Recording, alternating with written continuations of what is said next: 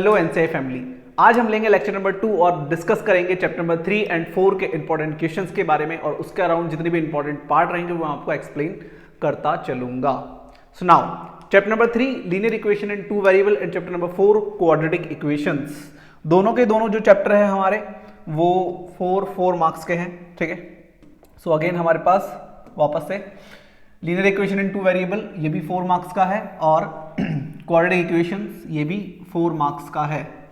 ठीक है, नाउ ये जो आपका लीनियर इक्वेशन इन टू वेरिएबल है, यहां से आपके 3 क्वेश्चन आएंगे, एक आएगा एमसीक्यू, एक आएगा रिटर्न में और एक और दूसरा वो आपको लिखने के लिए मिलेगा। ठीक है, सो यहां से 1, 1 और 2 इस टाइप से आपको 3 क्वेश्चन मिलेंगे। ठीक है, 1, 1 और 2, 1 मार्क्स का एमसीक्यू और 1 मार्क्स और 2 मार्क्स को आपको लिखने के लिए कुछ ना कुछ मिलेगा। नाउ क्वाड्रेटिक इक्वेशन ये 4 नंबर का चैप्टर है आपके और इसमें से सिर्फ आपका एक ही क्वेश्चन आएगा और वो एक क्वेश्चन ही 4 नंबर का होने वाला है। तो इसका मतलब यहां से हम एमसीक्यू प्रैक्टिस नहीं करेंगे और अगर यहां से एमसीक्यू आ भी जाता है, कभी कभी ऐसा होता है कि आपका जो ब्लूप्रिंट होता है उसके अकॉर्डिंग पेपर नहीं आता, कभी कभी ऐसा हो जाता है। ठीक है, हर चैप्टर में ऐसा नहीं होगा, किसी किसी में हो जाता है। तो अगर यहाँ से एमसीक्यू आता भी है तो कोई दिक्कत वाली बात नहीं है, हम जो डिस्कस यहाँ पे करेंगे उसके बाद आप एमसीक्यू आता है तो उसको क्लियर कर लोगे, कोई प्रॉब्लम नहीं होने वाली है आपको। ठीक है, चलो सो फर्स्ट देखो, if 2x + y = 6 then the pair to satisfy this will be. So यहां पर अपने पास एक इक्वेशन है 2x + y = 6 और इसको कौन सा पेयर सेटिस्फाई करेगा, 1,2, 2,1, 2,2 या फिर 1,1। ठीक है, अब सिंपल, बहुत सिंपल क्वेश्चन है, कुछ नहीं करना है इसमें आपको। सिंपली आपको क्या करना है, यहाँ पे वैल्यूज पुट करके देखनी है। जैसे x की जगह आप 1 रखो और y की जगह 2 रखो। तो अगर आप x की जगह 1 रखते हो तो 2 1 2 और y की जगह 2 रखते हो तो 2 और 2 4 हो गया, जो कि 6 के इक्वल नहीं है। ये वैल्यू आपको यहाँ रख के देखनी है। अगर LHS और RHS इक्वल आ रहा है तो वो सेटिस्फाई कर जाएगा, तो यहाँ पर ये सेटिस्फाई नहीं कर रहा। देन यहाँ अगर हम ये रखते हैं 2 2 4 और y की जगह 1 तो 4 + 1 5, ये भी सेटिस्फाई नहीं कर रहा। यहाँ पे अगर हम 2 रखते हैं तो 2 2 4 और +2 सो = 6 यहाँ पे आ जाएगा। तो देखो मेरे पास है 2x + y = 6, ये एक लीनियर इक्वेशन है मेरे पास और इसके अंदर अगर मैं 2,2 रखता हूं, ये जो फर्स्ट वाली वैल्यू होती है ये होती है x की और दूसरी होती है y की। ठीक है, x, y, सो यहाँ पे हम 2 रखेंगे और y की जगह भी 2 रखेंगे। सो 2 2 4 +2 = 6, सो यहां से अपने पास आ गया 6 = 6। क्लियर है, क्लियर है क्या? सो 6 = 6 आ गया, तो इसका मतलब ये वाला जो पेयर है ये इसको सेटिस्फाई कर रहा है, तो ये हो जाएगा इसका आंसर और ये नहीं करेगा।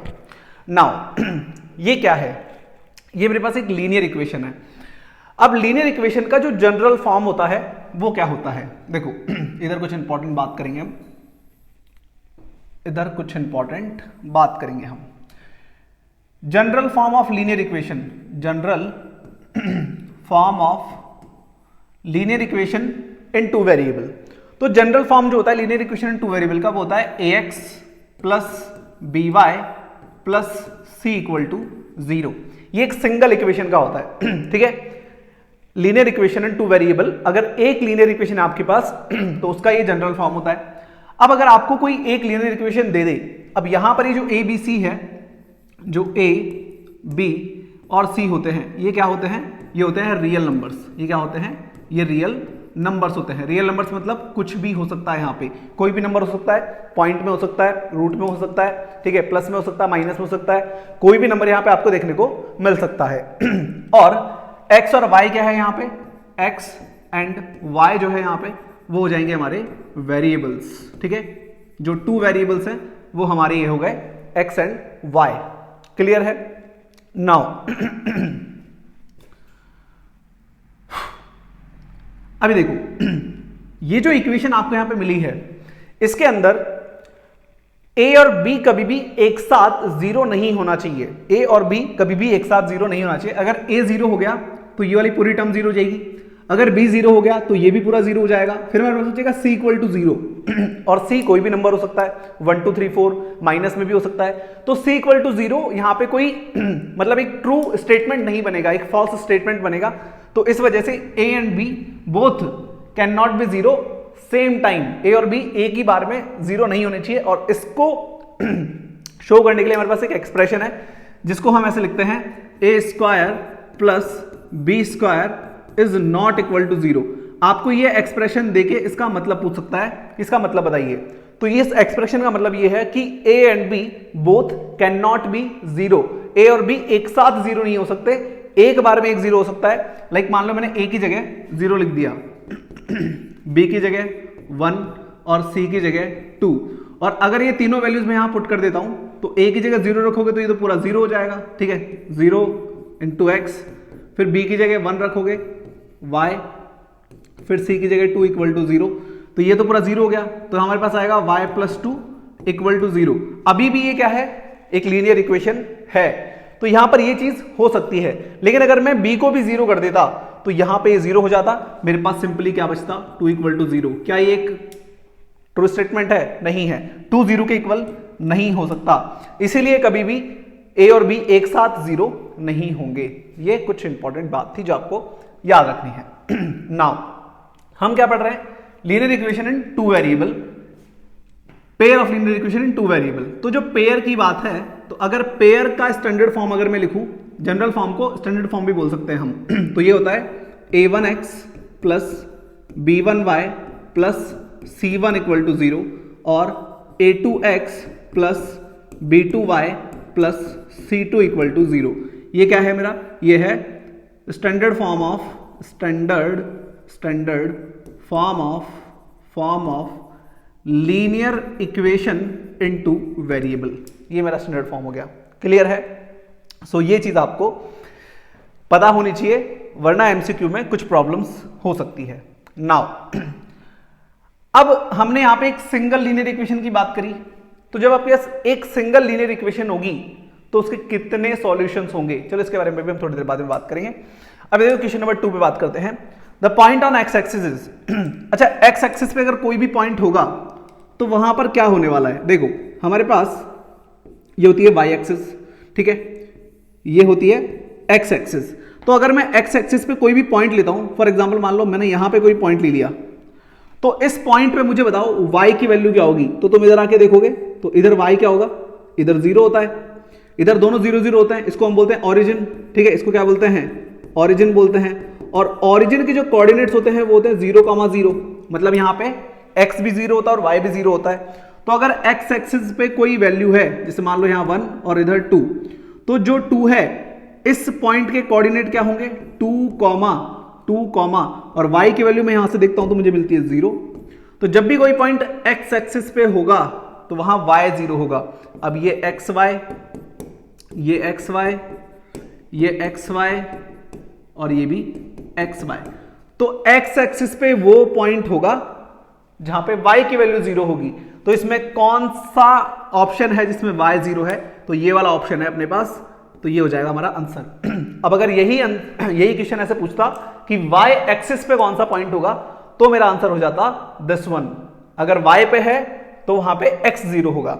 अगर कोई पॉइंट x एक्सिस पे है तो y की वैल्यू 0 होगी, और अगर कोई पॉइंट y एक्सिस पे है तो x की वैल्यू 0 होगी। ठीक है, अपोजिट कोऑर्डिनेट वहां पे क्या हो जाता है, 0 हो जाता है। ये बात आपको पता होनी चाहिए। ठीक है, अभी जब हम ये दो लाइन ड्रॉ करते हैं, ये जो हॉरिजॉन्टल लाइन है इसको बोलते हैं x एक्सिस, वर्टिकल लाइन को बोलते हैं y एक्सिस। तो जैसे ही हम एक ग्राफ प्लॉट करते हैं तो वो जो प्लेन होता है, मतलब जो सरफेस होती है, वो 4 पार्ट में डिवाइड हो जाती है। ठीक है, इसको बोलते हैं फर्स्ट क्वाड्रेंट, इसको बोलते हैं सेकंड क्वाड्रेंट, इसको बोलते हैं थर्ड क्वाड्रेंट और इसको बोलते हैं फोर्थ क्वाड्रेंट। आपको एंटी क्लॉकवाइज चलना है। ठीक है, घड़ी कैसे चलती है, ऐसे टिक टिक टिक टिक टिक टिक, आपको उल्टा चलना है, टिक टिक टिक टिक टिक टिक। एंटी क्लॉकवाइज आपको चलना है यहाँ पे। ठीक है, कैसे चलना है, एंटी क्लॉकवाइज, 1 2 3 4, 1 2 3 4। ऐसे नहीं सर मेरा मन कर रहा है मैं तो 1 2 3 4 ऐसे करूंगा, नहीं, गलत हो जाएगा। First quadrant, second quadrant, third quadrant, fourth quadrant. First quadrant में जो वैल्यूज होती है वो होती है प्लस प्लस। ठीक है, इधर x भी प्लस में होता है, y भी प्लस में होता है। सेकंड क्वाड्रेंट में जो वैल्यू होती है वो होती है नेगेटिव, ये होता है माइनस एक्स, ये माइनस एक्स होती है। ठीक है, तो यहाँ पे होती है माइनस प्लस, यहाँ पे होती है माइनस माइनस और इधर होती है प्लस माइनस। ठीक है, तो ये साइन भी आपको याद रखना है। आपको पॉइंट देके क्वाड्रेंट पूछ सकता है कि कौन से क्वाड्रेंट में है। ठीक है, क्लियर है, या फिर आपको पॉइंट देके पूछेगा कि कौन सी एक्सिस पे है, या तो एक्सिस देके आपको पॉइंट पूछेगा या पॉइंट देके एक्सिस पूछेगा। सो ये सारी इंफॉर्मेशन जो है बेसिक है, ये आपको पता होनी चाहिए, तभी हम आगे क्वेश्चंस को अच्छे से सॉल्व कर पाएंगे। क्लियर है? तो फटाफट से इस पूरी इंफॉर्मेशन को राइट डाउन करो। देन हम चलते हैं हमारे क्वेश्चन नंबर 3 पे। नेक्स्ट है अपने पास the quadrant in which the point 3, -4 lies. तो जो पॉइंट है हमारे पास P, जो पॉइंट है हमारे पास P 3, -4, ये कौन से क्वाड्रेंट में लाई करेगा? तो मैंने अभी आपको 4 क्वाड्रेंट बताया, फर्स्ट, सेकंड, थर्ड, फोर्थ। ठीक है, सो देखो इसके आपको सिर्फ साइन देखना है यहाँ पे। तो पहला आपका जो साइन है वो है पॉजिटिव, ठीक है, और देन आपका साइन है नेगेटिव, मतलब आपका x पॉजिटिव है और y नेगेटिव है। तो ये कहां पर हो जाएगा आपका? मैंने अभी अभी आपको समझाया था, अभी अभी आप देखो प्लस माइनस कहां पर है अपने पास, प्लस माइनस है अपने पास, ये रहा प्लस माइनस प्लस माइनस, तो फोर्थ क्वाड्रेंट, तो अपना आंसर हो जाएगा इसका क्वाड्रेंट फोर्थ। ठीक है, फोर्थ क्वाड्रेंट में अपने पास क्या होता है? प्लस माइनस होता है। ठीक है, फर्स्ट क्वाड्रेंट में अपने पास क्या होता है? प्लस प्लस होता है साइन। ठीक है, सेकंड क्वाड्रेंट में क्या होता है? माइनस प्लस होता है, थर्ड क्वाड्रेंट में माइनस माइनस होता है, और फोर्थ क्वाड्रेंट में अपने पास साइन होता है प्लस माइनस। ठीक है, सो ये साइन याद रखो कौन से क्वाड्रेंट में कौन सा होता है। ये बहुत ही बेसिक सा क्वेश्चन आपसे पूछा जा सकता है और बहुत इजीली आप उसको टिक कर सकते हो। क्लियर है बेटा? चलो नेक्स्ट क्वेश्चन देखो। If in any number of the units if in any number the units digit is a, तो यूनिट डिजिट a है हमारे पास। ठीक है, यूनिट डिजिट जो है हमारे पास वो है a।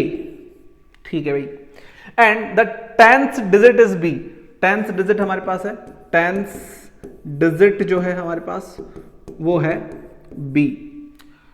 Then the number is, तो जो नंबर होगा वो क्या बनेगा? देखो जो नंबर होगा वो क्या बनेगा? कुछ नहीं है, बहुत सिंपल है। जो यूनिट प्लेस नंबर होता है, जो यूनिट डिजिट नंबर होता है, उसको तो आपको मल्टीप्लाई करना होता है। यूनिट मतलब होता है 1 से, प्लस जो टेंथ प्लेस नंबर होता है उसको आपको मल्टीप्लाई करना होता है 10 से, तो ये हो जाएगा b into 10।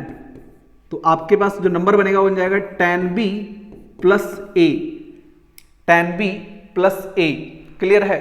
10b plus a। बात समझो, देखो यहां पे ऐसे बोल रहा है कि हमारे पास एक नंबर है जो 2 डिजिट का नंबर है। ठीक है, इसमें यूनिट डिजिट a है और टेंथ डिजिट b है, यूनिट डिजिट a है और टेंथ डिजिट b है। तो जो यूनिट डिजिट होती है उसको तो हम 1 से मल्टीप्लाई करते हैं, और जो टेंथ डिजिट होती है उसको हम 10 से मल्टीप्लाई करते हैं। तो अपने पास नंबर बन गया 10b प्लस a। ठीक है, 10b प्लस a, और इसका रिवर्सिंग बन जाएगा a प्लस 10b। तो 10b प्लस a कहां पर है भाई? ये रहा। अच्छा, इसको प्रूफ करके दिखाता हूं। देखो कुछ नहीं, बहुत इजी सा है। मान लो मेरे पास है 25, ठीक है 25, और मुझे इसको एक्सपेंड करना है, एक्सपेंड करना है। तो मैं कैसे एक्सपेंड करूंगा? मेरे पास 5 है जो कि यूनिट डिजिट है, तो यूनिट डिजिट को मैं मल्टीप्लाई कर दूंगा 1 से, जैसा कि मैंने आपको बताया, और फिर मैं प्लस लगाऊंगा। ये क्या है? टेंथ डिजिट है, टेंथ डिजिट को मैं मल्टीप्लाई कर दूंगा 2 से, तो 10 2 20 प्लस 5 1 5, तो क्या 20 प्लस 5 25 होगा? बिल्कुल होगा। तो बस ये रहा इसका। तो ऐसे ही मैंने ये किया है। नंबर लेके समझ जाओगे तो फिर वेरिएबल में भी समझ में आ जाएगी ये चीज। ठीक है, सो ये हो गया अपने पास a प्लस 10b। तो जो भी आपको यूनिट डिजिट नंबर देगा उसको तो आपको 1 से मल्टीप्लाई करना है, मतलब वो नंबर तो एज इट इज रहेगा। ठीक है, देखो सिंपल सी चीज समझो, जो आपके पास यूनिट डिजिट नंबर रहेगा, मान लो आपको x दे देता, इसकी जगह x दे देता, तो यूनिट डिजिट नंबर सेम रहेगा, और टेंथ डिजिट जो होगी आपकी, टेंथ नंबर डिजिट जो होगी वो आपको कुछ नहीं करना, उसको 10 के साथ लिख देना बस, प्लस करके। ठीक है, अब मान लो इसमें आगे और होता, z भी होता, तो वो 100 प्लेस पे होता, तो उसको हम ऐसे लिखते हैं फिर x plus 10y plus 100z, z होता है यहाँ पे। ठीक है, ऐसे। तो अगर 100 प्लेस है तो ऐसे लिखेंगे, 1000 प्लेस है तो 1000 मल्टीप्लाई कर देंगे। तो जो भी प्लेस होता है उसको उसी से मल्टीप्लाई करो और बीच में प्लस लगा के लिखते जाओ, आपको पता चल जाएगा कि क्या होने वाला है। क्लियर है? चलो सो फटाफट से इसे राइट डाउन करेंगे। The pair of equations x plus 2y minus 5 and 4x minus 8y plus 20 is equal to 0 has. तो देखो अपने पास क्या है, दो इक्वेशन है, x plus 2y minus 5 equal to 0, और दूसरी अपने पास 4x minus 8y plus 20 is equal to 0। The pair of linear equations has, तो इनके हमें नेचर बताना है, सॉल्यूशन का नेचर कैसा होगा, यूनिक सॉल्यूशन होगा, टू सॉल्यूशंस होंगे, इनफाइनाइट मेनी सॉल्यूशन होंगे या नो सॉल्यूशन होगा। तो देखो इस टाइप की इक्वेशन को करने के लिए आपको क्या करना है, फर्स्ट वाली इक्वेशन को आपको कंपेयर करना है a1x plus b1y plus c1 equal to 0, जो कि स्टैंडर्ड फॉर्म था, मैंने बताया अभी आपको। देन सेकेंड को आपको कंपेयर करना है a2x plus b2y plus c2 equal to 0 से। क्लियर है? नाउ आपको निकालना है a1 अपॉन a2। सो a1 upon a2, a1 x के आगे a1 होता है, x के आगे क्या यहां कोई नंबर है, अगर नहीं है तो उसकी जगह 1 होगा। सो a1 हो गया 1, यहां पर x के आगे a2 है तो x के आगे यहां पे हो जाएगा 4। देन हमारे पास b1 अपॉन b2 निकालेंगे, b1 अपॉन b2, b1 है y के साथ, सो y के साथ यहां पे है 2, एंड देन यहां पे y के साथ है b2, सो ये है अपने पास -8। ठीक है, साइन भी लेना है, प्लस माइनस का ध्यान रखना है, अदरवाइज गलती हो जाएगी। माइनस का साइन अगर आ रहा है यहां पर तो यहां पर भी लगाना है। ठीक है, सो नाउ 2 1 जा 2 और 2 2 जा 4। देखो 1 अपॉन 4 इक्वल है, बट यहां माइनस आ गया ना, इस वजह से ये इक्वल नहीं होगा। तो यहां पर क्या हो गया, a1 upon a2 is not equal है b1 अपॉन b2 के। ठीक है, ये आपस में इक्वल नहीं है। क्यों नहीं है, रीजन मैंने आपको बता दिया। ठीक है, क्यों नहीं है, क्योंकि माइनस आ रहा है, ये 1 अपॉन -4 है और ये 1 अपॉन 4 है। अगर यहां माइनस नहीं होता तो दोनों इक्वल होते। अब जब ये नॉट इक्वल होता है, जब ये नॉट इक्वल होता है, अगर पहले ही नॉट इक्वल आ रहा है तो आगे चेक नहीं करना, C1 C2 नहीं निकालना। तो यहां पर जैसे ही ये नॉट इक्वल होता है, फर्स्ट में इसको हम बोलते हैं यूनिक सॉल्यूशन। क्या बोलते हैं, यूनिक सॉल्यूशन बोलते हैं इसको। ठीक है, क्या बोलते हैं, यूनिक सॉल्यूशन। तो यहां पर जो सॉल्यूशन होगा वो कैसा होगा, यूनिक होगा। अब इधर ध्यान दो, यहां पे हम लिख रहे हैं कुछ a1 अपॉन a2 अगर नॉट इक्वल है b1 अपॉन b2 के, तो ये होता है अपने पास यूनिक सॉल्यूशन। ठीक है, यूनिक सॉल्यूशन। और यूनिक सॉल्यूशन का एक और मतलब होता है ओनली वन सॉल्यूशन। ठीक है, ओनली वन सॉल्यूशन, कंफ्यूज मत हो जाना वहां जाके। ओनली वन सॉल्यूशन का मतलब है इन दोनों इक्वेशन के लिए x और y की एक सिंगल वैल्यू पॉसिबल है। अब अगर a1 अपॉन a2 इक्वल आ जाता है b1 अपॉन b2 के, तो हम ये चेक करेंगे कि c1 अपॉन c2 इक्वल है या नहीं है। अगर c1 अपॉन c2 इक्वल नहीं है तो इसको हम बोलते हैं नो सॉल्यूशन। ठीक है, नो सॉल्यूशन, यहां कोई सॉल्यूशन नहीं होगा, और इसको बोला जाता है पैरेलल लाइंस, पैरेलल। ठीक है, यहां पे लाइंस कैसे होती है, पैरेलल होती है, मतलब एक जो इक्वेशन होती है इससे हमें एक स्ट्रेट लाइन मिलती है, तो यहां पर जो दो लाइन मिलेगी हमें वो होगी पैरेलल। फर्स्ट वाले में यूनिक सॉल्यूशन कब होता है, जब ये क्या होती है, इंटरसेक्टिंग, जब ये क्या होती है, इंटरसेक्टिंग होती है। ठीक है, इंटरसेक्टिंग होती है।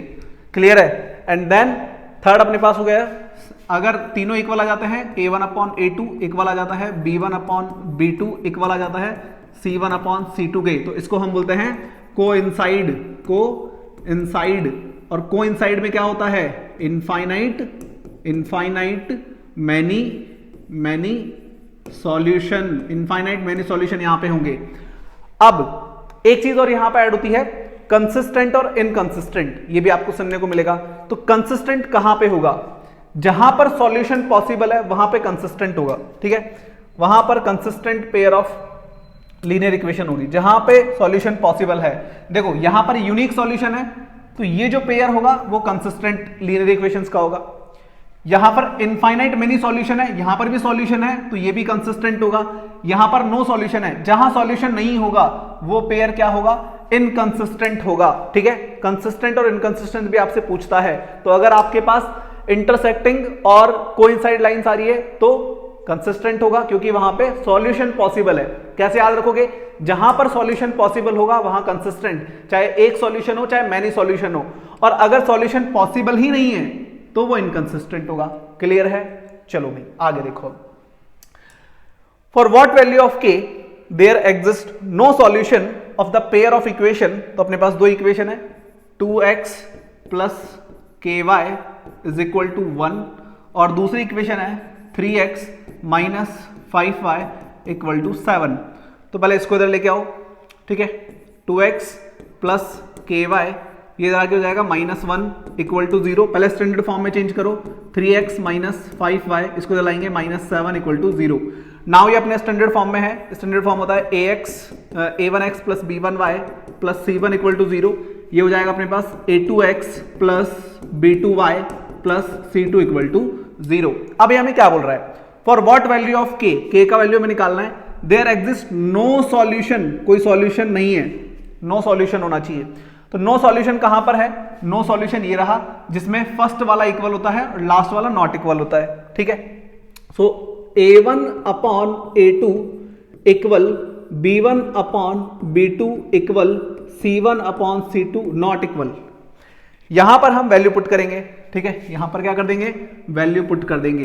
तो यहां पर देखो वैल्यू पुट करो, a1 की जगह आ जाएगा 2, ठीक है, a2 की जगह आ जाएगा 3, देन b1 की जगह आ जाएगा k और b2 की जगह आ जाएगा -5 नॉट इक्वल टू, c1 की जगह आ जाएगा -1 और c2 की जगह आ जाएगा -7। क्लियर है। तो यहां से देखो अभी तुमसे पूछ रहा है for what value of k, तो k की वैल्यू निकालनी है। बस ये फर्स्ट वाला पेयर उठा लो यहां से, 2/3 is equal to k upon -5। भाई ये तीनों इक्वल हैं, लेकिन मैं इसको लेके भी मेरा सवाल कर सकता हूं। अब यहां पे इसको कर दो क्रॉस मल्टीप्लाई, इस 5 को उधर भेज दो, ये डिवाइड से मल्टीप्लाई में चला जाएगा। तो k इक्वल टू ये ऊपर चला जाएगा, तो ये जाएगा -5 इंटू 2 और अपॉन में 3 एज इट इज, तो अपना आंसर आ जाएगा -10/3। एक आंसर तो ये हो गया। अच्छा, यहां से भी एक आंसर निकाल सकते हो तुम, कैसे, देखो k अपॉन -5 ये ले रहा हूं मैं और ये ले रहा हूं, माइनस से माइनस कट गया, सो नॉट इक्वल में यहां आ जाएगा 1/7, इसको ऊपर भेज दो। So k is not equal to, ये ऊपर चला जाएगा -5/7, ये भी इसका एक आंसर है। इसका मतलब ये है कि -5/7 को छोड़ के जितनी भी वैल्यूज होगी उन सब के लिए ये क्या होगा, नो सॉल्यूशन देगा आपको, ठीक है। सो ये वाला आपका करेक्ट आंसर हो गया यहां से। अब एक और चीज सुनो, हमें जब 2 लीनियर इक्वेशन एंड 2 वेरिएबल देगा, 2 लीनियर इक्वेशन एंड 2 वेरिएबल देगा, तो आप इस तरीके से पता लगा लोगे कि यूनिक सॉल्यूशन है, 2 सॉल्यूशन है, इनफाइनाइट है या नो सॉल्यूशन है। लेकिन आपके पास अगर सिंगल लीनियर इक्वेशन है, बहुत ध्यान से सुन लेना इस चीज को, अगर आपके पास single linear equation in 2 variable है, ठीक है, मतलब इस मान लो आपके पास है ax plus by plus c equal to 0, सिर्फ एक ही इक्वेशन है और इससे आप और पूछ ले कि इसके नंबर ऑफ सॉल्यूशंस बताओ, इसके नंबर ऑफ सॉल्यूशंस बताओ, इसके कितने सॉल्यूशन होंगे, तो आपको आंसर लिखना है इनफाइनाइट, ठीक है। क्या आंसर लिखोगे, इनफाइनाइट। एक single linear equation in 2 variable के इनफाइनाइट सॉल्यूशन होते हैं, लेकिन जब 2 इक्वेशन आ जाती है, जब 2 इक्वेशन आ जाती है हमारे पास, जब 2 इक्वेशन आ जाती है तो वहां पर एक सिंगल सॉल्यूशन भी हो सकता है, कोई सॉल्यूशन ना हो ऐसा भी हो सकता है, और इनफाइनाइट मेनी सॉल्यूशन भी हो सकते हैं। लेकिन अगर एक सिंगल इक्वेशन है तो हमेशा इनफाइनाइट मेनी सॉल्यूशन ही होगा। क्लियर है। अब देखो इस पे सवाल कैसे पूछेगा, मान लो तुम्हें दे दिया उसने 3x plus 4y minus 9 equal to 0, ये इक्वेशन दे दी और पूछ रहा है इसके how many solutions it has, इसके कितने सॉल्यूशन होंगे। अब ऑप्शन दे दिया तुम्हें यूनिक, यूनिक का मतलब होता है सिंगल सॉल्यूशन, 2 सॉल्यूशंस, ठीक है। थर्ड दे दिया आपको 3 सॉल्यूशंस और लास्ट दे दिया आपको इनफाइनाइट सॉल्यूशंस। तो किस पे टिक करोगे, देखोगे एक ही इक्वेशन है सर, एक इक्वेशन होती है तो इनफाइनाइट मेनी सॉल्यूशन होता है, खत्म, ठीक है। इतना सिंपल है, बस कुछ भी नहीं है। सो फटाफट से इसे और इसे राइट डाउन करेंगे, देन हम चलते हैं हमारे क्वेश्चन नंबर 7 पे। क्वेश्चन नंबर 7 है, find the nature of solution of the following system of equations. Equation है 2x plus 4y, 2x plus 4y is equal to 7, and second equation मेरे पास 3x plus 6y, 3x plus 6y is equal to 10, ठीक है। सो देखो यहां पे आप निकालेंगे अगेन वही a1 upon a2 is equal to 2/3 then b1 upon b2 निकालेंगे यहां से तो हो जाएगा 4/6 यहां पे कट हो जाएगा 2 2 जा और 2 3 जा। तो देखो 2/3 दोनों इक्वल है। अगर फर्स्ट में ही दोनों इक्वल आ जाते हैं तो थर्ड वाला निकालना है, तो आप निकालेंगे यहां से C1/C2। तो जब आप C1/C2 निकालेंगे उधर जाएगा पहले -7 एंड देन ये उधर जाएगा -10, तो यहां से आ जाएगा कैंसिल आउट होके 7/10। अब मैं देख पा रहा हूं कि फर्स्ट वाला तो इक्वल है लेकिन लास्ट वाला नॉट इक्वल है। मेरे पास क्या है, मेरे पास सिचुएशन ये है कि भाई A1/A2 इक्वल है B1/B2 के, बट वो नॉट इक्वल है C1/C2 के। तो इस सिचुएशन को हम बोलते हैं पैरेलल लाइंस क्या होती है, जो कभी मिलती नहीं है, और अगर लाइंस मिल ही नहीं रही तो सॉल्यूशन होगा ही नहीं। तो यहां पर क्या होगा, नो सॉल्यूशन, या फिर इसको क्या बोलेंगे, इनकंसिस्टेंट। ठीक है, ये जब सॉल्यूशन नहीं होगा तो इनकंसिस्टेंट होगा। तो ये हमारा इसका आंसर हो गया। क्लियर है। सो नेचर का मतलब आपसे ये पूछ रहा है कि यहाँ पे यूनिक सॉल्यूशन है, मैनी सॉल्यूशन है, या सॉल्यूशन है ही नहीं, या फिर कंसिस्टेंट या इनकंसिस्टेंट। तो दोनों चीजें आप लिख देंगे तो आपके मार्क्स नहीं कटेंगे। अगर उसका मतलब हुआ कि वो कंसिस्टेंट इनकंसिस्टेंट पूछा है, आपने ये लिख दिया तो हो सकता है आपके नंबर कट जाए। तो अगर नो सॉल्यूशन आ रहा है तो इनकंसिस्टेंट लिख दो, और अगर कोई भी सॉल्यूशन आ रहा है, चाहे यूनिक हो चाहे मैनी सॉल्यूशन हो, तो आपको क्या करना है, साथ में कंसिस्टेंट भी लिख देना है। क्लियर है। नेक्स्ट, इस क्वेश्चन पे इंपॉर्टेंट टिक कर लेना, बहुत बहुत ज्यादा इंपॉर्टेंट है। ठीक है, मतलब ये तो आएगा ही आएगा। क्या बोल रहा है क्वेश्चन में, the total cost of 7 pencils. तो आपके पास पेंसिल है और पेन है जिनका टोटल प्राइस है 29 rupees. Right it in algebraic form. Algebraic form का क्या मतलब होता है, आपको इक्वेशन के फॉर्म में इसको कन्वर्ट करना है।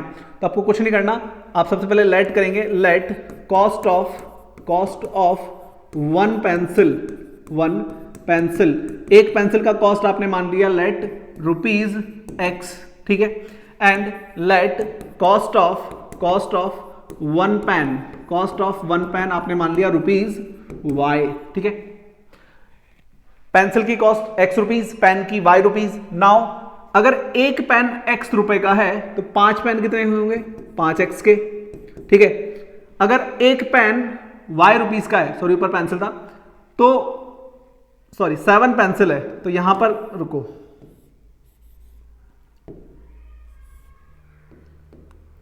7 पेंसिल्स है तो 7X और 5 पेन्स है तो 5Y इक्वल टू हो जाएगा अपने पास टोटल अमाउंट कितना है 29। सो यही हमारे पास क्या आ गई, लीनियर इक्वेशन आ गई। इसको आप स्टैंडर्ड फॉर्म में लिख देना, 7X + 5Y, इसको ले आएंगे माइनस का 29 इज इक्वल टू 0। ये हो गया हमारा एल्जेब्राइक फॉर्म।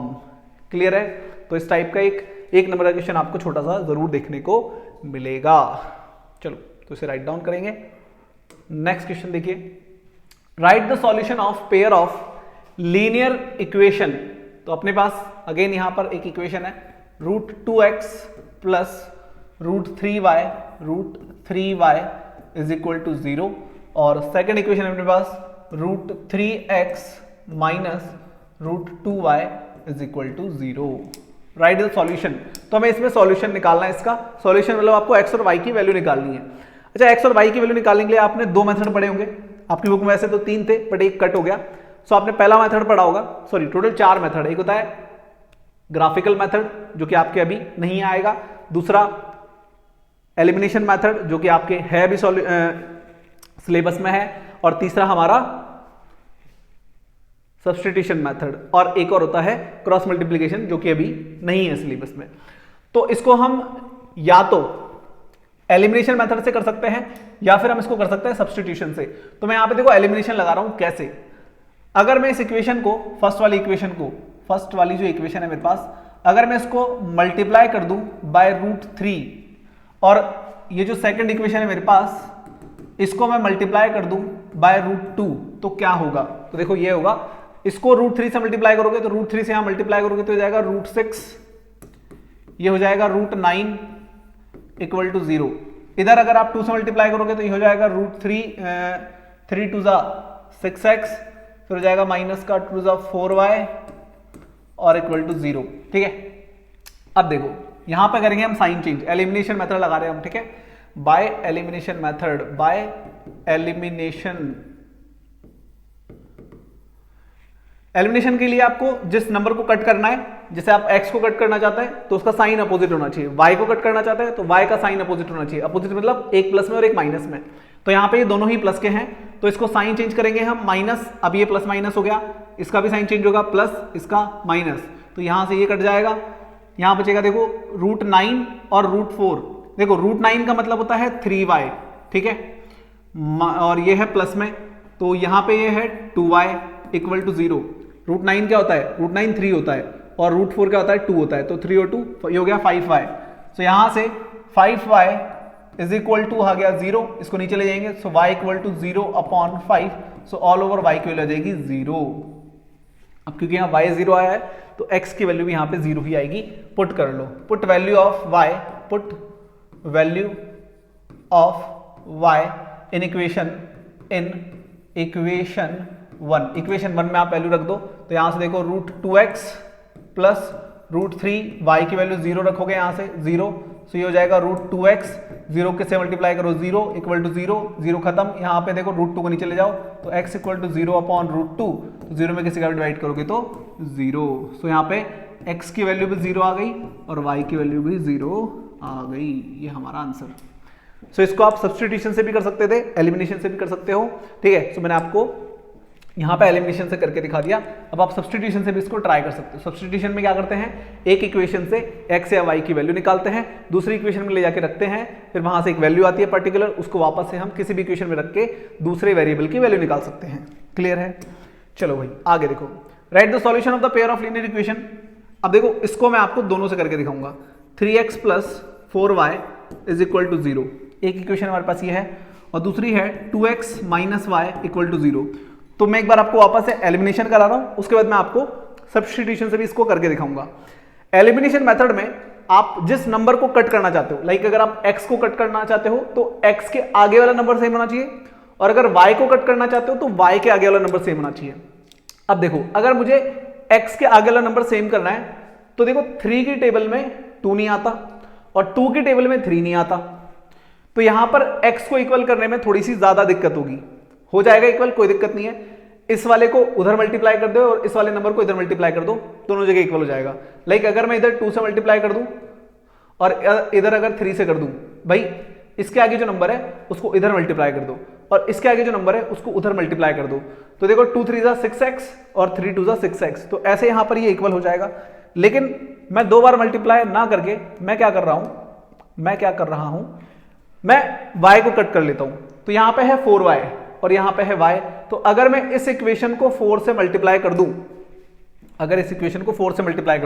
तो ये तो मेरी एज इट इज रहेगी 3x plus 4y equal to 0। इसको मैंने 4 से मल्टीप्लाई करा तो 4 2 8x, ठीक है, माइनस का 4y और इक्वल टू 0 इंटू 4, तो 0 हो जाएगा, ठीक है। तो यहां से अब देखो प्लस माइनस ये कट गया सीधा, यहां पे बचेगा 8 9 10 11, 11x इक्वल टू 0, इसको नीचे ले जाओ 0/11, तो x की वैल्यू आ जाएगी यहां से 0। अब x की वैल्यू 0 आई है, यहां पे रख लो किसी में भी, मान लो मैंने यहां रख दिया 3 into 0 plus 4y equal to 0, तो ये 0 हो गया पूरा, प्लस 4y इक्वल टू 0, 0 को उधर भेजोगे तो 0 आएगा, 4 को नीचे ले जाएंगे यहां से, सो 0/4, सो यहां से y की वैल्यू भी क्या आ जाएगी 0 आ जाएगी। अब अच्छा एक चीज नोटिस करो,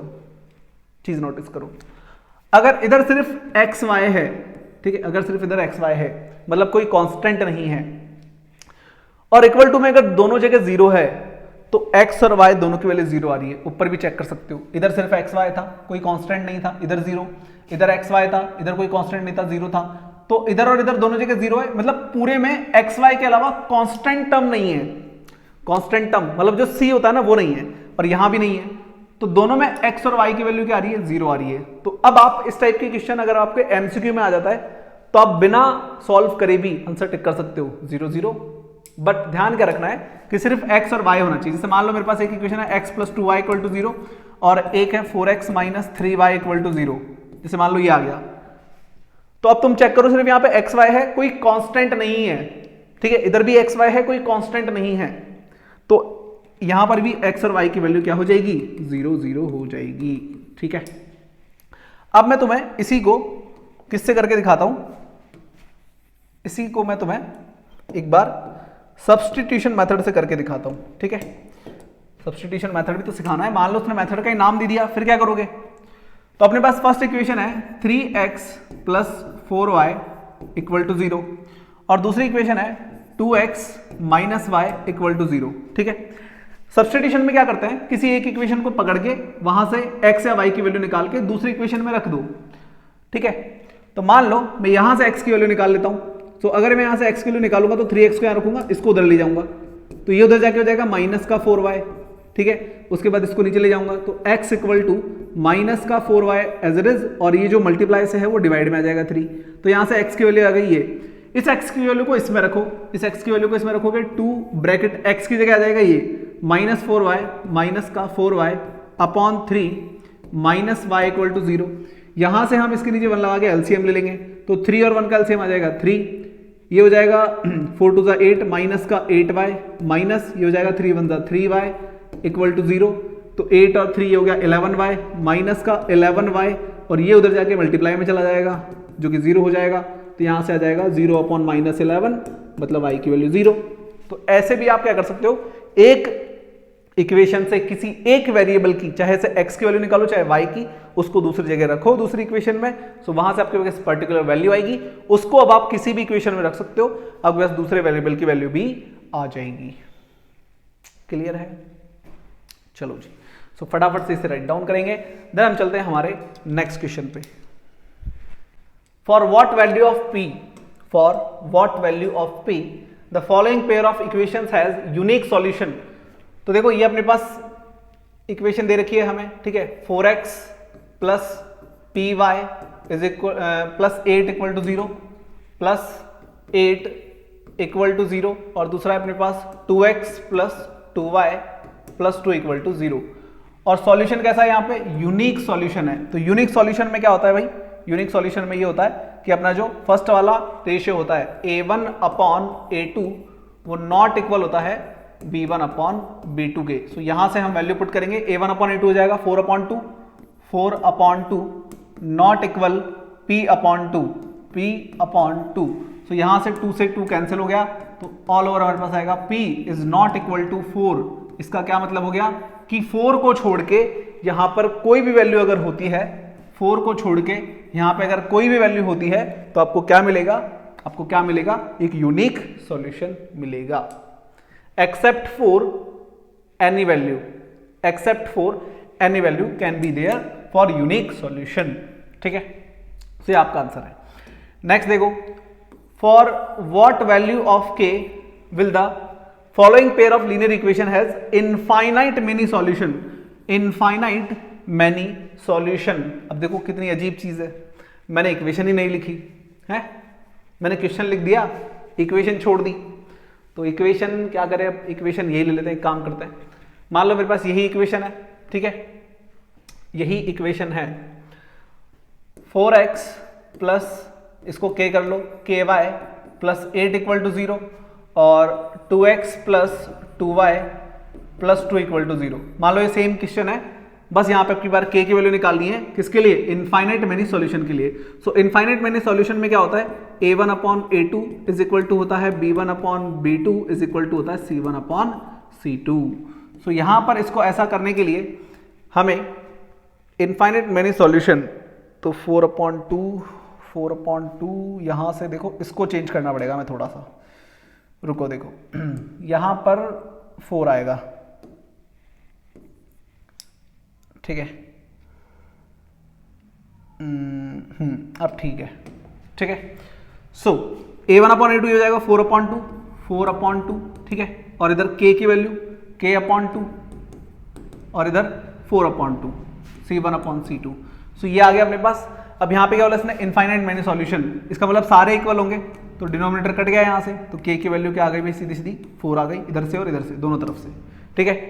सो इस टाइप से आप यहाँ पे क्या कर सकते हो, कोई भी आपको चाहे इनफाइनाइट मेनी सॉल्यूशन दे तो आपको ये वाला रेशियो लिखना है, नो सॉल्यूशन दे तो आपको a1 upon a2 is not equal to, sorry unique solution दे तो आपको ये लिखना है, और नो सॉल्यूशन दे तो आपको फर्स्ट वाला इक्वल और लास्ट वाला नॉट इक्वल लिखना है। एंड देन इस तरीके से आप कोई भी सॉल्यूशन निकाल सकते हो। क्लियर है? सो फटाफट से इसे राइट डाउन करेंगे। फिर देखते हैं हम हमारा क्वेश्चन नंबर 13। क्वेश्चन नंबर 13 देखो, find the roots and the nature of roots और नेचर निकालना है इसका। तो अपने पास है 3x² minus 4√3x plus 4 equal to 0, इसमें x भी है, ठीक है। सो ये अपने पास इक्वेशन है। इसका सबसे पहले हम नेचर फाइंड आउट करेंगे। ये क्या है, अब पढ़ रहे हैं यहाँ पे क्वाड्रेटिक इक्वेशन के क्वेश्चंस। अब अपन ले रहे हैं क्वाड्रेटिक इक्वेशन के क्वेश्चंस, ठीक है। सो क्वाड्रेटिक इक्वेशन का जनरल फॉर्म क्या होता है, ax² plus bx plus c equal to 0। यहां पर ये इसका जनरल फॉर्म होता है। ये सेम चीज अपन ने कल पढ़ी थी, किसके अंदर, पॉलिनोमियल्स के अंदर। पॉलिनोमियल के अपने पास क्वाड्रेटिक पॉलिनोमियल हमने पढ़ा था, जिसके अंदर x की वैल्यू को हम क्या बोलते हैं, वैल्यू ऑफ x को हम क्या बोलते हैं, वहां पे वैल्यू ऑफ x को हम बोल रहे थे वहां पे जीरोज, ठीक है। बट ये किसके लिए होता है, पॉलिनोमियल के लिए। यहां पर x की वैल्यू को हम बोलते हैं रूट्स, क्या बोलते हैं, रूट्स। सो यहां पर रूट्स हमें फाइंड आउट करना है और इनका नेचर बताना है। तो नेचर कैसे बताएंगे, इसको हम कंपेयर करेंगे ax² plus bx plus c equal to 0 से, ठीक है। नेचर बताने के लिए, नेचर ऑफ रूट्स बताने के लिए आपके पास यहां पर एक फॉर्मूला होता है। क्या फॉर्मूला होता है, फॉर्मूला होता है d equal to b² minus 4ac। इस d को हम बोलते हैं डिस्क्रिमिनेंट, क्या बोलते हैं, डिस्क्रिमिनेंट। तो डिस्क्रिमिनेंट निकालते हैं हम यहाँ पे, तो d निकालेंगे हम यहाँ से d, b की वैल्यू यहाँ से हो जाएगी -4√3, -4√3, ये इसका स्क्वायर हो गया -4। a की वैल्यू यहाँ से 3 और c की वैल्यू यहाँ से 4। सो d इक्वल टू 4 का स्क्वायर करोगे 16, माइनस प्लस हो जाता है, माइनस माइनस प्लस हो जाएगा स्क्वायर करने की वजह से। तो 4 4 दा 16, √3 का स्क्वायर 3 होगा, तो यहाँ आएगा 16 × 3 मतलब 48, और इधर 4 4 दा 16 3 दा 48, तो ऑल ओवर यहाँ 0 आ गया। तो d की वैल्यू क्या आ रही है, 0 आ रही है। अब मेरी बात सुनो, देखो तीन चीजें होती है, अगर d की वैल्यू ग्रेटर देन 0 है, अगर d की वैल्यू एग्जैक्ट 0 है, या d की वैल्यू लेस देन 0 है। अगर ग्रेटर देन 0 है तो यहां पर जो नेचर हम लिखते हैं वो लिखते हैं रियल एंड डिस्टिंक्ट रूट्स, ठीक है, रियल एंड डिस्टिंक्ट रूट्स। अगर d इक्वल टू 0 होता है तो यहां पे होते हैं रियल एंड इक्वल रूट्स, मतलब यहां पे x की दोनों वैल्यू सेम आती है। यहां पर डिस्टिंक्ट मतलब होता है अलग अलग वैल्यू आती है, और यहां पर नो रियल रूट्स, ठीक है, नो रियल रूट्स, यहां पे रूट्स होते ही नहीं है। अगर d लेस देन 0 है, मतलब अगर d की वैल्यू नेगेटिव आ जाती है, अगर d की वैल्यू नेगेटिव आ जाती है, अगर d की वैल्यू पॉजिटिव आ जाती है तो रियल और डिस्टिंक्ट रूट होंगे। अगर d की वैल्यू नेगेटिव आ जाती है तो कोई रूट होगा ही नहीं, और अगर d की वैल्यू एग्जैक्ट 0 आती है तो रूट्स रियल होंगे और साथ ही साथ कैसे होंगे, इक्वल होंगे। अब हमारे यहाँ d की वैल्यू कैसे आई है, 0 आई है, तो d की वैल्यू 0 आने की वजह से हम क्या बोलेंगे इसको, यहाँ पे हम बोलेंगे रियल एंड इक्वल रूट्स। ये नेचर हो गया, रियल एंड इक्वल रूट्स, ये तो हो गया इसका नेचर, ठीक है, ये तो नेचर हो गया। अब हमें रूट्स फाइंड आउट भी करने हैं, इसने ऐसा बोला था फाइंड द रूट्स। तो रूट्स निकालने के लिए हम क्या करेंगे, मैं यहां पर लिख रहा हूं सॉल्यूशन इसका, इधर लिख रहा हूं, ठीक है। रूट्स निकालने के लिए हम यहां क्या करेंगे, रूट्स निकालने के लिए हम फॉर्मूला यूज करेंगे। हम यहां पे एक क्वाड्रेटिक फॉर्मूला होता है जो होता है x equal to -b plus minus √d/2a, ठीक है, ये फॉर्मूला है अपने पास। इसी फॉर्मूले का एक्सपेंडेड फॉर्म है, d की जगह ये वाली वैल्यू लिख दो b² - 4ac। इस फॉर्मूले को हम ऐसे भी लिखते हैं x equal to -b plus minus √b² - 4ac/2a। तो यहां से हम वैल्यू पुट करेंगे, x equal to minus b की वैल्यू -4√3, ये b की वैल्यू है, प्लस माइनस d की जगह 0 है अपने पास, अपॉन 2, a की वैल्यू क्या है, a की वैल्यू है यहाँ से 3। सो यहाँ से x equal to minus minus plus हो जाएगा, ये हो जाएगा 4√3 एज इट इज, आगे का तो 0 है तो लिखने की जरूरत नहीं है, 2 3 6, ये कट गया, देखो 2 2 2 3, तो अपने पास बच रहा है 2√3/3। अब आपको पता होगा जो नीचे वाला 3 है, इसको मैं 3 को हम ऐसे लिख सकते हैं √3 × √3। √3 × √3 क्या होता है, 3 होता है। अब एक √3 कट जाएगा, तो यहां से अपने पास जाएगा 2/√3, ये अपने पास आंसर है। तो अपने पास 2/√3, 2/√3, ये दो रूट्स आएंगे जो कि कैसे हैं, रियल एंड इक्वल है। कैसे हैं, रियल एंड इक्वल है। तो ये इसका आंसर है। क्लियर है। तो इस टाइप से आप यहाँ पे किसी भी क्वाड्रेटिक इक्वेशन को नेचर ऑफ द रूट्स निकाल के रूट्स निकाल सकते हो। और दूसरा तरीका क्या है नेचर रूट्स निकालने का, मिडिल टर्म स्प्लिटिंग मेथड, जो कि हमने ऑलरेडी लास्ट लेक्चर में ये भी सीखी थी। ठीक है, जो पॉलिनोमियल वाला था वो सेम काम यहाँ पे भी करना है। ठीक है, सो फटाफट से इसे राइट डाउन करो। ठीक है, देन मैं इस वाले क्वेश्चन को मैं ब्लैंक पेज पे सॉल्व करूंगा। ठीक है, तो पहले इसको राइट डाउन करो तुम। ठीक है, फिर हम करते हैं ये वाला क्वेश्चन। चलो क्वेश्चन नंबर 14 देखो। A pole has to be erected at a point on the boundary of a circular park of diameter 13। तो हमारे पास क्या है, एक सर्कुलर पार्क है, एक सर्कुलर पार्क है हमारे पास। ठीक है, एक सर्कुलर पार्क है हमारे पास। इस सर्कुलर पार्क का जो डायमीटर है वो है 13। ठीक है, सो मैं यहां पे डायमीटर बना रहा हूं। डायमीटर हो गया इसका 13 सेंटीमीटर। ठीक है, 13 सेंटीमीटर, ये मान लो इसका सेंटर है। ठीक है, सो डायमीटर 13 है इसका। A pole has to be erected, तो एक पोल मतलब एक खंबा हमें लगाना है। A pole has to be erected, गाड़ना है, at a point on the boundary of a circular park, circular park की बाउंड्री पे, जिसका डायमीटर 13 है, in such a way that the difference of its distances from two diametrically opposite fixed gates A and B. तो diameter के opposite, ये diameter है, इधर मान लो गेट ए है और इधर मान लो गेट बी है। ठीक है, ऐसे डायमेट्रिकली अपोजिट यहां पे गेट इन्होंने लगाया है, और अब हमें यहां पर एक पोल गाड़ना है। तो मान लो हमने वो पोल यहां गाड़ दिया। ठीक है, तो इस गेट से ये डिस्टेंस तो हो जाएगा AP। ठीक है, AP, और इस गेट से ये डिस्टेंस हो जाएगा BP। ठीक है, BP, तो ये डिस्टेंस हो गया AP और ये डिस्टेंस हो गया BP। इन दोनों डिस्टेंस का जो डिफरेंस है, ध्यान से देखो, डिफरेंस ऑफ डिस्टेंसेस इज 7। तो इन डिस्टेंसेस का जो डिफरेंस है, लाइक PA माइनस PB, ऐसे लिख सकता हूं मैं, PA minus PB is equal to 7। ये 7 है हमारे पास। ठीक है, 7 मीटर होगा शायद इसमें ना, 7 मीटर। ठीक है, तो ये 7 सेंटीमीटर इनका डिफरेंस। सो यहां से हमारे पास AB की वैल्यू तो हो गई 13 मीटर और ये है 7 मीटर। सो ये इंफॉर्मेशन हमारे पास है और हमें बताना है डिस्टेंस। ठीक है, इस पोल का दोनों गेट से हमें डिस्टेंस बताना है। Is it possible to do so, क्या ऐसा करना पॉसिबल है? If yes, at what distances from the two gates should be pole erected. तो कहां पर हम पोल को गाड़ेंगे, डिस्टेंस हमें बताना है। तो हमें बेसिकली AP और PB की वैल्यू निकालनी है। तो देखो मैं क्या करूंगा, यहां से PB को कुछ मान लेता हूं। लेट मैंने मान लो यहां से इसको x मान लिया। ठीक है, तो ये उधर चला जाएगा। सो PA इक्वल टू हो जाएगा 7 + x। ठीक है, तो PB को तो मैंने क्या कर लिया, let PB equal to x। PB को x मान लिया, तो PA क्या हो गया, 7 + x हो गया। तो PB तो हो गया मेरे पास x और PA हो गया 7 + x। अब मेरी बात सुनो, सर्कल चैप्टर की एक थ्योरम है। थ्योरम ये है कि अगर सर्कल के डायामीटर से, सर्कल के ऊपर कहीं पर भी एंगल बनाते हैं डायामीटर से, तो वो जो एंगल होता है वो होता है 90 डिग्री का, क्योंकि ये सेंटर वाला हमेशा डबल होता है। तो ये स्ट्रेट लाइन है नहीं है, ये 180 है, तो ये क्या होगा 90 होगा, नहीं होगा। तो इसकी वजह से ये डायामीटर है, तो डायामीटर से ये जो एंगल बन रहा है, ये एंगल कितना हो गया 90 हो गया।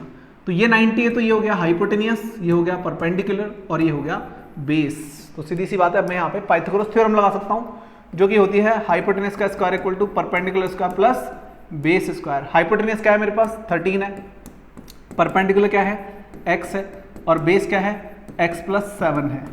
तो यहाँ से 13 का स्क्वायर होता है 169, x का x square plus a square plus b square, 7 7 जा 49 प्लस 2a भी करोगे तो 14x आएगा यहाँ से।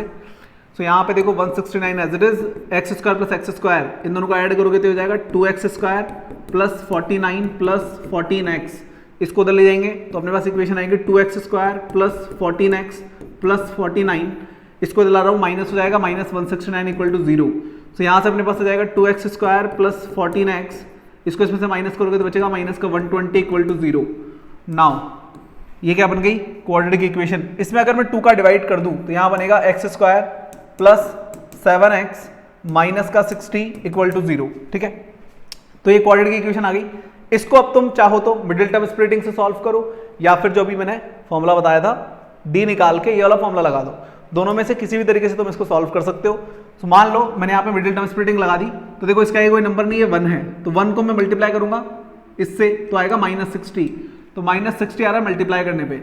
अब दो नंबर सोचो जिनको मल्टीप्लाई करे तो 60 आए, 12 5 60 होता है क्या, 12 5 60 होता है क्या, होता है, लेकिन मेरे पास बीच में क्या है 7 है, तो अगर मैं 5 को माइनस में ले लूँ तो -60 आ जाएगा, और 12 में से अगर 5 गया तो 7 बचेगा नहीं बचेगा प्लस का, तो हो गए टुकड़े, तो ये इसके टुकड़े हो गए। एक्स स्क्वायर प्लस का 12x माइनस का 5x माइनस 60 इक्वल टू 0, 2 का पेयर बन जाएगा यहाँ से, तो यहाँ से x कॉमन आ जाएगा, ये हो जाएगा x प्लस 12, यहाँ से आ जाएगा -5 कॉमन, x प्लस 12, जब तुम बाहर माइनस लेते हो तो अंदर साइन चेंज हो जाते हैं, तो ये भी प्लस में आएगा ये भी प्लस में आएगा, तो यहाँ से x प्लस 12 ले लेंगे एक बार, और एक बार ले लेंगे x minus 5 equal to 0।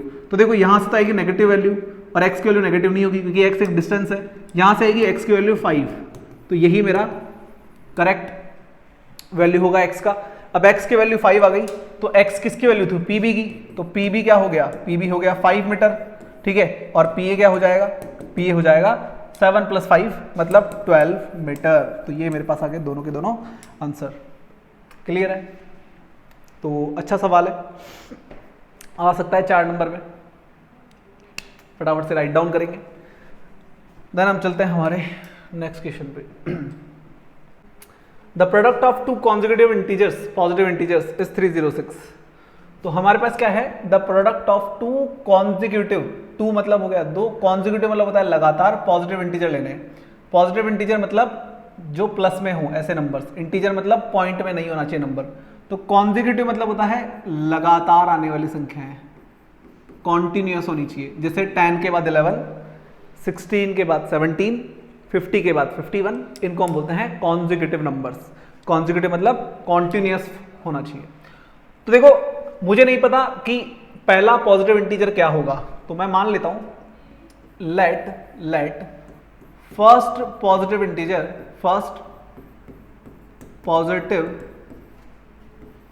Integer be x।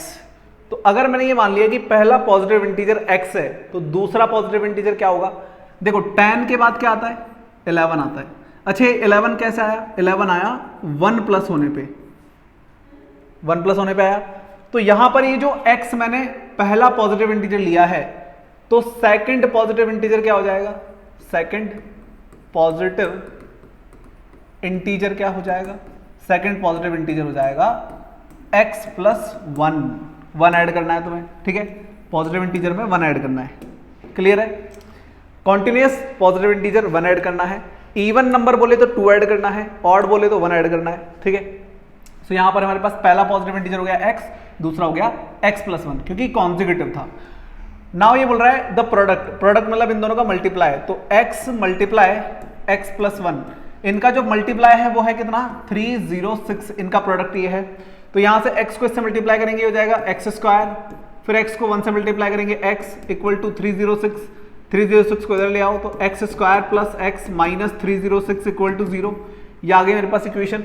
अब इस इक्वेशन को हमें क्या करना है, सॉल्व करना है। कौन सा मेथड, वही मिडिल टर्म स्प्लिटिंग मेथड।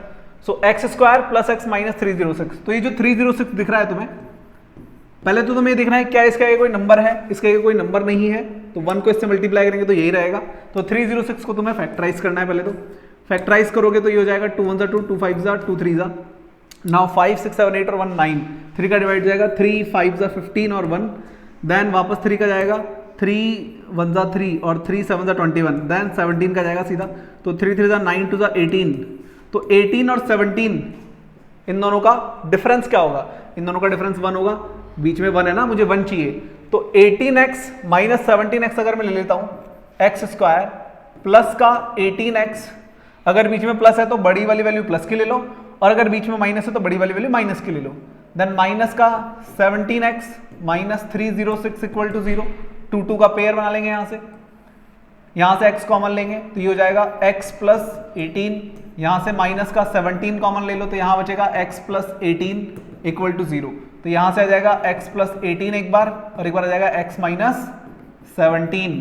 देखो यहां से x की वैल्यू आएगी नेगेटिव और यहां से आएगी पॉजिटिव, तो मुझे तो पॉजिटिव चाहिए क्योंकि इसने पहले ही बोल दिया था पॉजिटिव इंटीजर, तो x की वैल्यू 17 है तो पहला इंटीजर तो 17 हो जाएगा और दूसरा 18 हो जाएगा। क्लियर है, पहला इंटीजर 17 और दूसरा 18 हो जाएगा ना भाई, क्योंकि x प्लस 1 लिया था तो 17 प्लस 1 18 हो जाएगा। क्लियर है, तो इस टाइप से आप यहाँ पे इन क्वेश्चंस को सॉल्व कर सकते हैं। चलो नेक्स्ट क्वेश्चन देखो, फाइंड टू नंबर्स वो सम इज 27, दो नंबर जिनका सम 27 है, तो मेरे पास दोनों ही नंबर नहीं है मेरे पास, तो लेट कर लो, let first number be x, let first number be x and second be y। तो दो नंबर है जिनका सम 27 है, ठीक है, और product x into Y, product है 182। सम तो 27 है और प्रोडक्ट 182 है, तो यहां से अगर मैं इसको उधर भेज दूं so x equal to 27 minus Y हो जाएगा। इस x की वैल्यू को इधर पुट कर दो, x की जगह रखो 27 माइनस वाई और इनटू में y as it is equals to 182। y को अंदर मल्टीप्लाई करो तो y को 27 से मल्टीप्लाई करोगे तो 27y, फिर माइनस y को y से मल्टीप्लाई करोगे y स्क्वायर इक्वल्स टू 182। इन दोनों को उधर भेज दो तो अपने पास इक्वेशन आ जाएगी y स्क्वायर माइनस का 27y और प्लस का 182 as it is equal to 0। भाई ये तो अपनी जगह ही है तो प्लस में रहेगा, ठीक है। सो यहां से अपने पास आ गई इक्वेशन y स्क्वायर माइनस का 27y प्लस 182 इक्वल टू 0। अब 182 के फैक्टर निकालने हैं हमें, फैक्टर निकालना है और फैक्टर करने पे 27 आना चाहिए, तो देखो वही सेम काम करो, 182 को पहले फैक्टराइज करो, 2 की डिविज जाएगा 9 1, फिर 3 से नहीं जाएगा, 7 से जाएगा 13 बार और फिर 13 से जाएगा, तो 7 2 जा 14।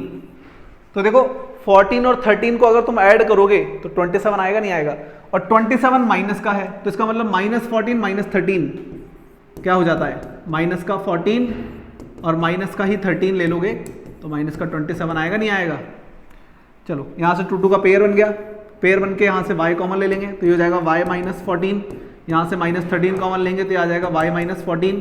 जब तुम बाहर माइनस लेते हो तो अंदर साइन चेंज होता है, मैंने बाहर माइनस लिया तो यहाँ पे साइन चेंज किया है, ध्यान रखना ये ब्रैकेट में हमेशा सेम चीज़ होनी चाहिए। तो एक बार आ जाएगा y माइनस 14 और एक बार हो जाएगा y माइनस 13 इक्वल टू 0, तो यहाँ से y की वैल्यू आ जाएगी 14 और इधर से y की वैल्यू आ जाएगी 13, ठीक है। सो अपने पास अगर एक नंबर 14 है तो दूसरा 13 होगा और अगर एक नंबर 13 है तो दूसरा 14 होगा।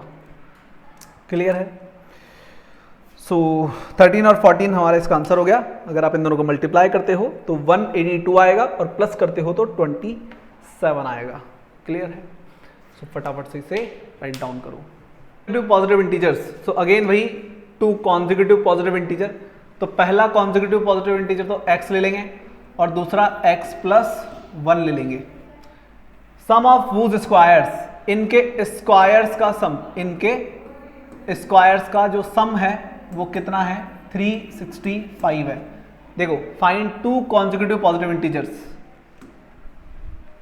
2 कॉन्जिक्यूटिव पॉजिटिव इंटीजर, तो मैंने क्या लिया था x और x प्लस 1, सेम चीज यहां करनी है तुम्हें, पहला लेना है x फिर दूसरा लेना है x प्लस 1, लिखनी है वो तुम्हें statement, let the first positive integer be x, second positive integer be x plus 1, और उसके बाद तुम्हें इक्वेशन बनानी है x square plus x plus 1 का होल स्क्वायर, इनके स्क्वायर का सम, तो दोनों का स्क्वायर कर दिया, बीच में प्लस लगाओ, सम मतलब प्लस हो गया और इक्वल टू में 365।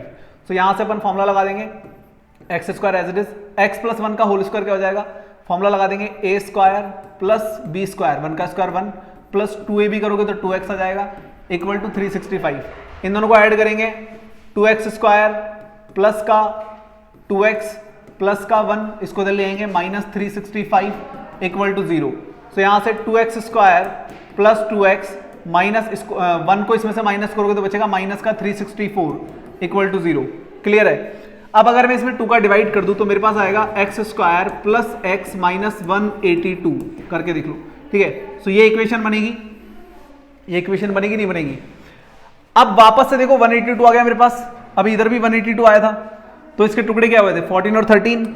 अब बीच में क्या है +1 है, तो वापस से वही लेंगे 14 और 13, बस 14 को प्लस में और 13 को माइनस में। सो एक्स स्क्वायर प्लस का 14x माइनस का 13x माइनस का 182 इक्वल टू 0।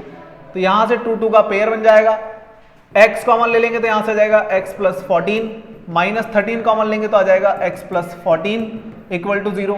एक बार आ जाएगा x प्लस 14, एक बार आ जाएगा x माइनस 13 इक्वल टू 0। यहां से x की वैल्यू आएगी माइनस का 14, जो कि हमारा आंसर नहीं हो सकता क्योंकि पॉजिटिव इंटीजर लेना है। तो यहां से x की वैल्यू आ जाएगी, ये हो जाएगा तो प्लस 13 आ जाएगी। तो एक तो हो जाएगा 13 और दूसरा हो जाएगा 14। अगेन सेम आंसर हमारे पास 13 और 14, पहले भी यही आया था, ठीक है। सो फटाफट से इसे राइट डाउन करेंगे। नेक्स्ट क्वेश्चन है अपने पास question number 18, the altitude of a right triangle. तो अपने पास एक राइट ट्राइंगल है, राइट ट्राइंगल बनाएंगे। सबसे पहले तो देखो राइट ट्राइंगल बनाएंगे। राइट ट्राइंगल मतलब जिसमें एक 90 डिग्री होता है, ठीक है, एक एंगल राइट एंगल होता है मतलब 90 डिग्री। सो अपने पास ये है राइट ट्राइंगल हो गया।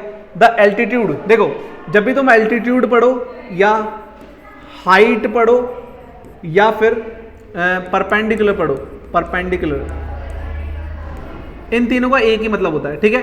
तो एल्टीट्यूड, हाइट और परपेंडिकुलर तीनों सेम होता है। The altitude of a right triangle is 7 centimetre less than it's base. तो जो एल्टीट्यूड है वो 7 कम है बेस से। तो मुझे पहले बेस पता नहीं है, तो पहले हम लिखेंगे let base of triangle be x। मान लो मैंने बेस को x मान लिया, तो जो एल्टीट्यूड है, एल्टीट्यूड मतलब मैंने क्या क्या बताया, एल्टीट्यूड मतलब होता है हाइट और हाइट मतलब परपेंडिकुलर, तीनों का एक ही मतलब है।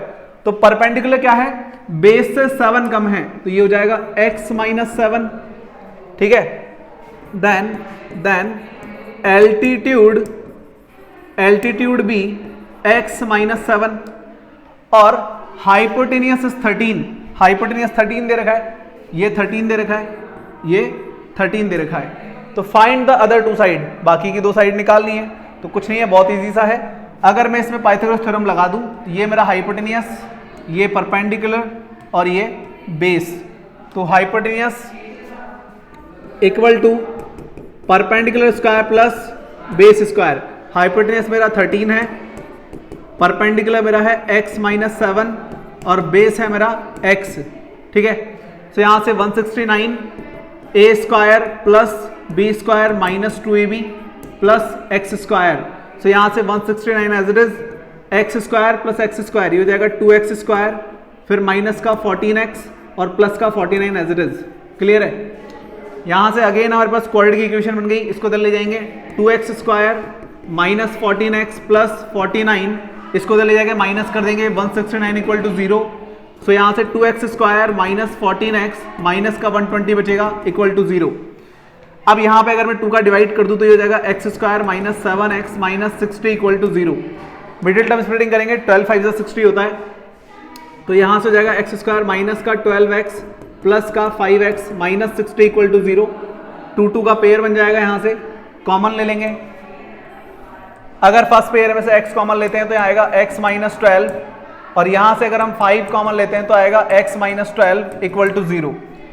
यहां से x माइनस 12 लेंगे एक बार, जो कि कॉमन पार्ट है, और देन x प्लस 5 आ जाएगा दूसरा इक्वल टू 0। यहां से x की वैल्यू आ जाएगी 12 और यहां से x की वैल्यू आ जाएगी माइनस 5। तो माइनस 5 तो देखो पॉसिबल नहीं है, ठीक है, नेगेटिव वैल्यू नहीं हो सकती किसी भी साइड की। तो x की वैल्यू 12 हो गई, इसका मतलब x की वैल्यू 12 हो गई। तो मेरा बेस जो है वो तो हो जाएगा 12 सेंटीमीटर, और ये हो जाएगा 12 माइनस 7 मतलब 5 सेंटीमीटर। ये मेरे पास वैल्यूज आ गई। क्लियर है। तो फटाफट से इसे और इसे राइट डाउन करेंगे, देन हम चलते हैं हमारे नेक्स्ट क्वेश्चन पे। चलो नेक्स्ट देखो question number 19, find the value of k, find the value of k for the equation है हमारे पास kx bracket x minus 2 plus 6 equal to 0 has 2 equal roots. तो यहां पे हमें 2 इक्वल रूट्स दे रखे हैं, 2 इक्वल रूट्स। तो देखो पहले इसको अंदर मल्टीप्लाई करेंगे हम, पहले तो इसको क्वाड्रेटिक इक्वेशन में चेंज करो, तो kx को x से मल्टीप्लाई करोगे तो आएगा kx स्क्वायर, देन इसको kx को अंदर मल्टीप्लाई करोगे तो माइनस का 2kx आ जाएगा और प्लस का 6 इक्वल टू 0। नाउ इसको कंपेयर करना है हमें ax square plus bx plus c equal to 0 से, जो कि स्टैंडर्ड फॉर्म होता है हमारा। अभी हमें बोल रहा है 2 इक्वल रूट्स, तो रूट्स इक्वल कब होते हैं? जब d क्या होता है? 0 होता है। d 0 होने का मतलब है b square minus 4ac equal to 0, ठीक है। d इक्वल होने का मतलब है b square minus 4ac equal to 0। b की वैल्यू यहां से, b की वैल्यू यहां से हो जाएगी माइनस का 2k, b की वैल्यू हो जाएगी यहां से माइनस का 2k, माइनस 4 a की वैल्यू हो जाएगी यहां से k और इसकी वैल्यू हो जाएगी 6 इक्वल टू 0। इसका स्क्वायर करोगे 2 to 4 k square minus 4 6 24k equal to 0। Now यहां से तुम 4k कॉमन ले लो, 4k कॉमन लोगे तो यहां बचेगा k माइनस 4 6 24 इक्वल टू 0। तो यहां से देखो एक बार तो 4k इक्वल टू 0 ले लो, एक बार तो 4k इक्वल टू 0 ले लो और एक बार k माइनस 6 इक्वल टू 0 ले लो। तो यहां से ये 4 नीचे चला जाएगा डिवाइड में, तो आ जाएगा 0 अपॉन 4 0 आ जाएगा, ये तो चला जाएगा तो यहां से k की वैल्यू आ जाएगी +6। तो ये हमारा आंसर हो गया, ठीक है। सो ऐसे आपको नेचर ऑफ रूट्स देके k की वैल्यू फाइंड आउट करवा सकता है। क्लियर है? सो लास्ट क्वेश्चन देखते हैं अब अपना, question number 20। Is it possible to design a rectangular mango grove whose length, जो लेंथ है वो क्या है? ट्वाइस है ब्रेड्थ से। तो लेंथ ब्रेड्थ की डबल है, तो पहले ब्रेड्थ को कुछ मान लो, लेट ब्रेड्थ ऑफ रेक्टेंगुलर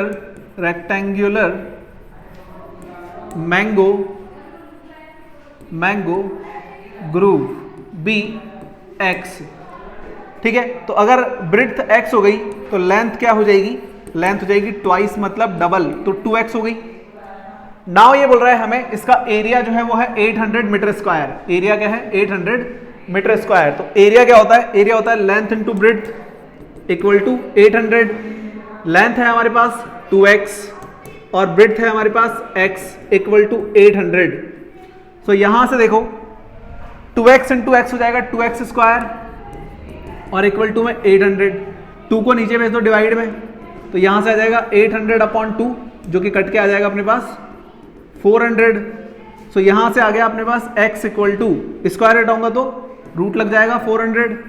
सो यहां से x इक्वल टू आ जाएगा 20, ठीक है।